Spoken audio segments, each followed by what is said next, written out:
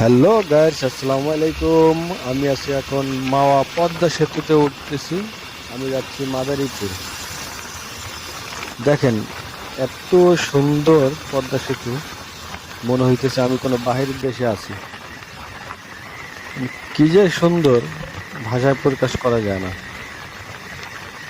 দেখলে মনে হইতেছে আমি চায়না বা অন্য কোনো দেশে আছি। এত সুন্দর রাতের দৃশ্য। মানে আপনি যদি বাইক চালান, যত চালান শুধু চালাইতেই মনে চায়, চালাইতেই মনে চায়, এত সুন্দর। এখন বাজে রাত 10টা 25 মিনিট। আমি রওনা দিছি মাদারীপুরের উদ্দেশ্যে।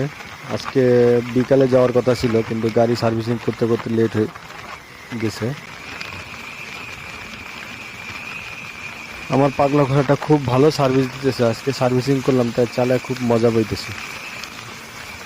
দেখছেন, চালায় খুব মজা পাইতেছি।